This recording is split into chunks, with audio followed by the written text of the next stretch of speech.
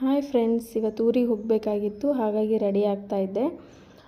ಮತ್ತು ಅಡುಗೆ ಕೆಲಸ ಎಲ್ಲ ಬೇಗ ಬೇಗ ಮುಗಿಸ್ಕೊಂಡು ರೆಡಿ ಆಗೋಣ ಅಂತ ಹೋದೆ. ಏನಂದರೆ ಯಾವುದೇ ಒಂದು ಕೆಲಸ ಆಗಲಿ, ಚಿಕ್ಕದ ಕೆಲಸನೋ ಅಥವಾ ದೊಡ್ಡ ಕೆಲಸನೋ, ಯಾವ ಕೆಲಸ ಆದರೂ ಸುಲಭ ಯಾವುದೂ ಇರಲ್ಲ, ತುಂಬಾ ಕಷ್ಟನೇ ಇರುತ್ತೆ. ಅದು ನೋಡ್ರ ಕಣ್ಣಿಗೆ ತುಂಬ ಸುಲಭವಾಗೇ ಕಾಣ್ಬೋದು, ಆದರೆ ಆ ಕೆಲಸ ಮಾಡೋರಿಗೆ ಗೊತ್ತಿರುತ್ತೆ ಅದು ಎಷ್ಟು ಕಷ್ಟ ಅಂತ. ಹಾಗಾಗಿ ಯಾವುದೇ ಒಂದು ಕೆಲಸದ ಬಗ್ಗೆ ತುಂಬ ಹಗುರವಾಗಿ ಮಾತಾಡೋಕ್ಕೆ ಹೋಗಬೇಡಿ. ನಾನು ಹಾಗೆ ಎಲ್ಲ ಸೀರೆಗಳನ್ನ ಪ್ಯಾಕ್ ಮಾಡಿಕೊಂಡು ಹೊರಟೆ. ಆಟೋಗೋಸ್ಕರ ವೇಟ್ ಮಾಡ್ತಾಯಿದ್ದೆ. ಕೊನೆಗೂ ನಮ್ಮ ಮನೆಯವ್ರ ಆಟೋನೇ ಸಿಕ್ತು. ಹತ್ಕೊಂಡು ಬಸ್ ಸ್ಟ್ಯಾಂಡ್ಗೆ ಹೊರಟೆ. ಬಸ್ ಸ್ಟ್ಯಾಂಡಿಗೆ ಹೋಗಿಬಿಟ್ಟು ಹಾಗೆ ಬಸ್ ಹತ್ಕೊಂಡು ಊರಿಗೆ ಹೊರಟೆ. ನಾನು ಹೋಗ್ತಾ ಇದ್ದಿದ್ದು ಹರಪನಹಳ್ಳಿ ಅನ್ನೋ ಊರಿಗೆ.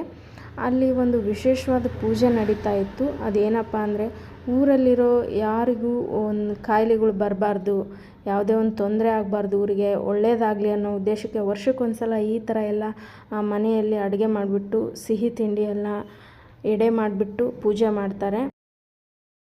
ಎಲ್ಲ ಮುಗಿಸ್ಕೊಂಡು ಊರಿಗೆ ವಾಪಸ್ ಹೊರಟೆ.